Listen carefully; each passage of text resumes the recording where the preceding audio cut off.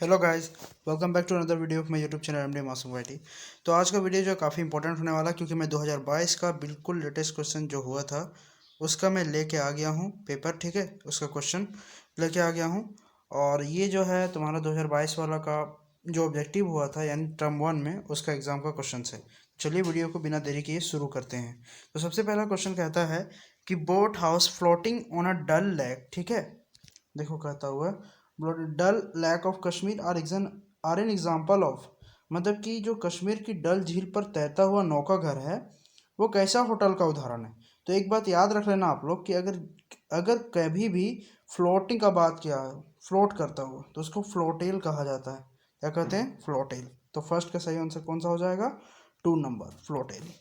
Question number 2 की ओर बढ़ें तो dash is a part of food and beverage department in a hotel. बोलता है खाली जगह दिया हुआ है कि एक होटल में खाद्य और पेय विभाग का हिस्सा कौन सा है।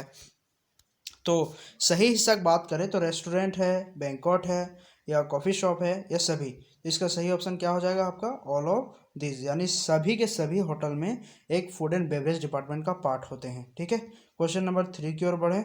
बोलता है a room having a separate drawing room. ठीक है, a room having a separate drawing room and a bedroom is known as.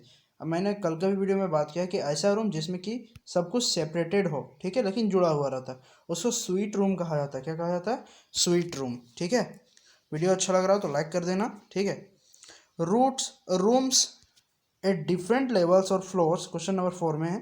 Rooms at different levels और floor connected by stairs are known as studio room, penthouse, duplex या pearl. यानी कमरे जो विभिन्न स्तरों में मंजिलों पर सीढ़ियों द्वारा जुड़े रहते हैं उन्हें क्या कहते हैं? तो उन्हें हम लोग पहले भी इसको बात कर चुका हूँ, इसे डुप्लेक्स रूम कहा जाता है। Duplex room. ठीक, उसके बाद क्वेश्चन नंबर 5 की ओर बढ़े। Where are motels located. Motels कहाँ पर स्थित होते हैं? मोटल, ठीक है, तो इसके बारे में बहुत पहले ही बता चुका हूँ कि मोटल हमेशा अलोंग हाईवेज यानी राजमार्ग पर स्थित एक छोटा सा होटल होता है। Question number 6, dash assists guest with various task like making restaurant reservation, arranging for spa services. अतिथियों को विभिन्न कार्यों जैसे रेस्टोरेंट आरक्षण में, स्पा सेवा में आदि प्रबंध कराने में मदद करता है। तो ये आखिर में होता क्या है? होटल का एक डिपार्टमेंट का आदमी होता है जिसको कोसियर्ज कहा जाता है। क्या कहा जाता है? कोसियर्ज। ठीक है, कोसियर्ज है इसका सही आंसर। क्वेश्चन नंबर 7 की ओर बढ़े। Which of the following is the manual system of reservation, यानी मैनुअल सिस्टम ऑफ, कौन सी आरक्षण हाथ से की गई प्रणाली है? तो इसका सही आंसर है विटनेस सिस्टम। ठीक है, क्वेश्चन नंबर 8 की ओर बोलता है in a room publish rate of a hotel और other travel services is called. बोलता है होटल पर अन्य ट्रैवल सेवा की कमरे प्रकाशित दर को फुल हाउस कहा जाता है। क्या कहा जाता है? Full house. ठीक है, चलो इसके बाद है क्वेश्चन नंबर 9। कह रहा क्या? अ रूम व्यूइंग अ लैंडस्केप वाटर बॉडी और अनदर सर्विसेज व्यू इज, यानी एक परिदृश्य, जल निकाय या किसी जन सेवा के वाला आने वाला कमरा क्या कहते हैं? तो उसको लैनल कमरा कहा जाता है, लैनल रूम। ठीक है, इसके बाद आगे बढ़ते हैं।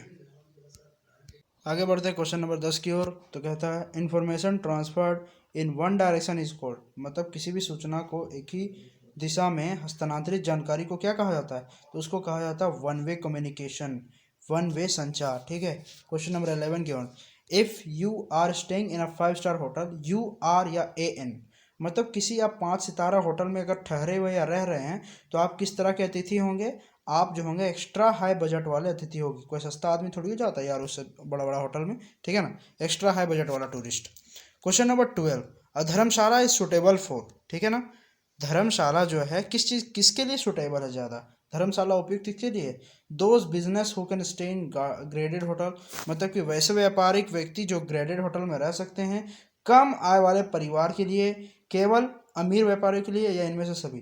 तो देखो धर्मशाला में कोई भी ऐसा आदमी जो कि बहुत बड़ा बिजनेसमैन है वो रुकना नहीं चाहेगा। ये ज़्यादा सूटेबल होता है कम इनकम वाले फैमिलीज़ के लिए। ठीक है, उसके बाद बढ़ते हैं क्वेश्चन नंबर 13 की ओर।